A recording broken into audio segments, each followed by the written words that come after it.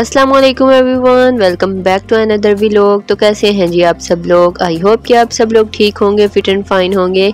तो यहाँ पर ये है जी सुबह का टाइम और मैं बनाने लगी थी नाश्ता। तो मैंने सोचा कि आज क्यों ना नाश्ते में कुछ इंटरेस्टिंग सा बनाया जाए, और वो इंटरेस्टिंग सा मेरे माइंड में आया क्यों ना आज लिक्विड डो पराठा बनाया जाए विदाउट किसी झंझट के। जल्दी जल्दी से फटाफट से बन जाएगा ये हमारा जो पराठा है। इसके लिए सबसे पहले तो मैंने आधा कप मैदा लिया है और उसी कप में मैंने हाफ कप मैंने दूध का लिया और हाफ कप मैंने पानी का डाल दिया, क्योंकि हमारा ये 1 कप यूज़ होने वाला है।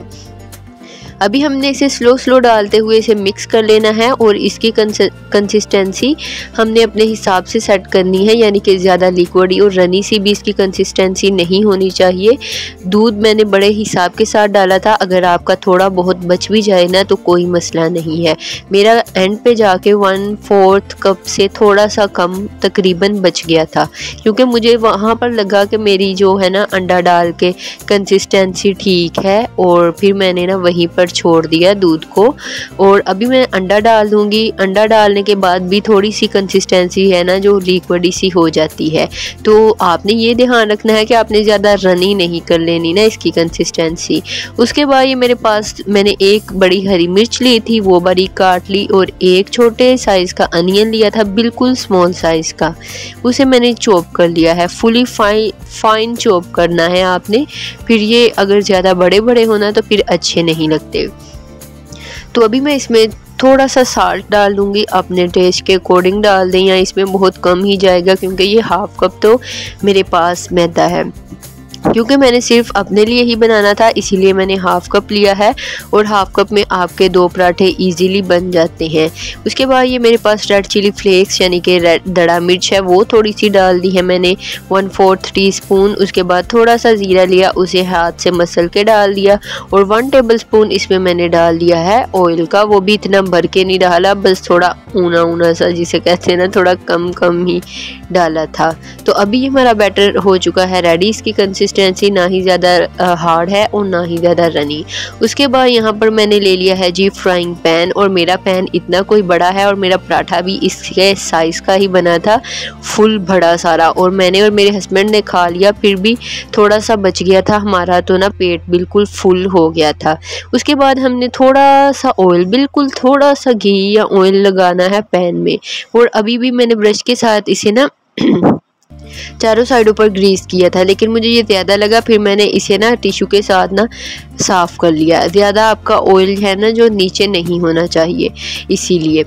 तो अभी हमने बैटर अपना डाल देना है। अगर आप तो बारीक लेयर रखना चाहते हैं, बारीक लेयर भी रख सकते हैं। अगर थोड़ी सी मोटी रखना चाहते हैं तो थोड़ा सा बैटर ज़्यादा डाल दें, और फिर वो मोटी हो जाएगी। जो मैंने बनाया था वो ना ही बारीक था और ना ही ज़्यादा मोटा था, ये नॉर्मल सी रोटी टाइप बन गया था। तो अभी हमने इसे मीडियम टू लो फ्लेम पर पकाना है। हमने इसे लो फ्लेम पर ही तकरीबन पकाइएगा, क्योंकि फिर ना ये मैदा है, और फिर जब ये अच्छे से पका ना हो ना तो फिर ये कच्चा कच्चा सा फील होता रहता है।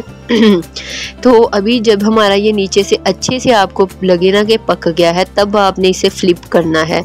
तो अभी आप देखें जी, नीचे से इसका कलर आ चुका है ब्राउन सा। अभी हमने इसकी जो दूसरी साइड है उसको हल्का हल्का सा ना सेक लेना है। उसके बाद हम उस पर ना ऑयल घी डालेंगे।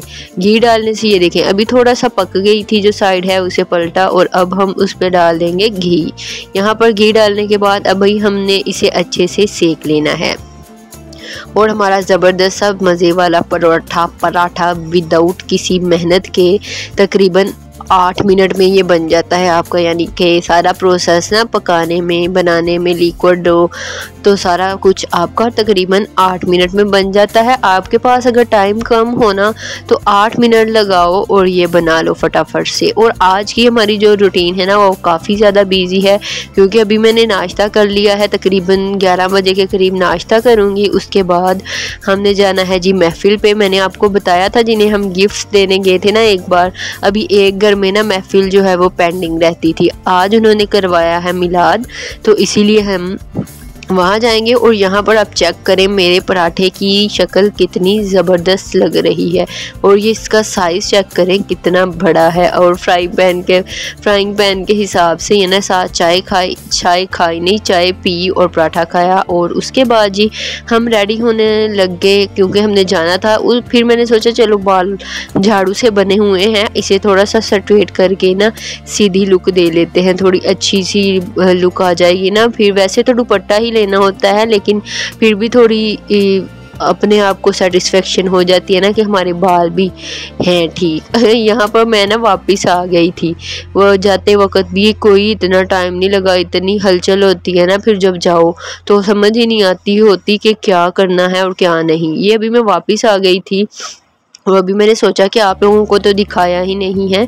तो यहाँ पर देखें जी मैं थोड़ा सा रेडी भी होकर गई थी और मैंने एक्सेसरीज जो पहनी थी, एक मैंने ये रिंग पहनी थी, उसके बाद मैंने ये एक रिंग पहनी थी और साथ में ब्रेसलेट पहना था, ब्रेसलेट ये पहना था बस जी।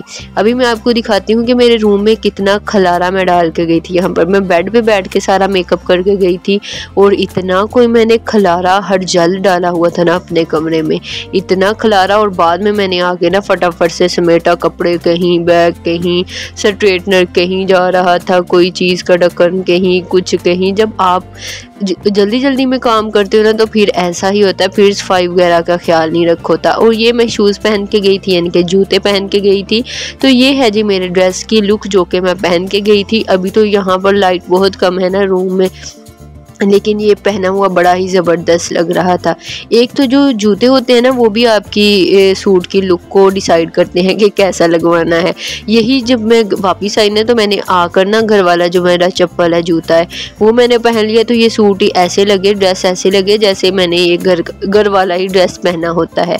लेकिन जब ये मैंने वो हील वाली जूती के साथ, उस जूते के साथ पहना तो इसकी ग्रेस उभर कर आए और इतना मॉडर्न सी लुक आए, बड़ा ज़बरदस्त सा लग रहा था।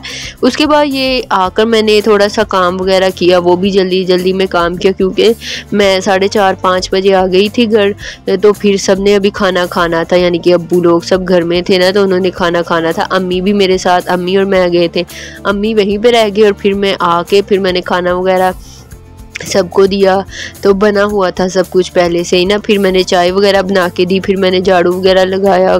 तो इसी के साथ ना फिर शाम हो गई। तो अभी ये रात का टाइम है और अभी भी मुझे भूख नहीं लगी थी।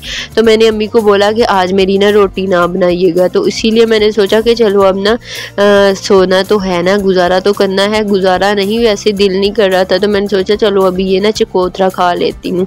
तो फटाफट से अब मैं चकोतरा छील रही हूँ। और ये जो चकोतरा है ना, इस पर इतना कोई ज़्यादा मोटा कवर होता है, इतनी इसकी लेयर जो है ना, छिलका इसका इतना मोटा होता है और बीच में से ये कुछ भी नहीं निकलता, फ्राडियाँ लगाता है ये। जैसे बाहर से देखने को लोग और होते हैं, अंदर से कुछ और ही निकलते हैं। सेम इसी तरह ही ये हमारा चकोतरा है। बाहर से देखने को इतना बड़ा लग रहा था कि अंदर से भी भाई इतना ही बड़ा होगा, लेकिन ये अंदर से बिल्कुल छोटा, बाहर से कुछ और अंदर से कुछ और। ये भी अपने रंग ढंग बदलता रहता है बिल्कुल लोगों की तरह। और फिर मैंने अपने हस्बैंड को भी सुलह मार ली कि आ जाएं आप भी खा लें। आज के हमारे ब्लॉग में इतना सा ही, क्योंकि जब आप कहीं पर चले जाओ वहाँ पर तो जाके ना वीडियो बनाना इम्पॉसिबल होता है इतने रश में। तो आज का व्लॉग यहीं तक, कल वाला व्लॉग बहुत ज़्यादा इंटरेस्टिंग होगा, आप लाजमी देखिएगा। ओके जी, अल्लाह हाफिज़।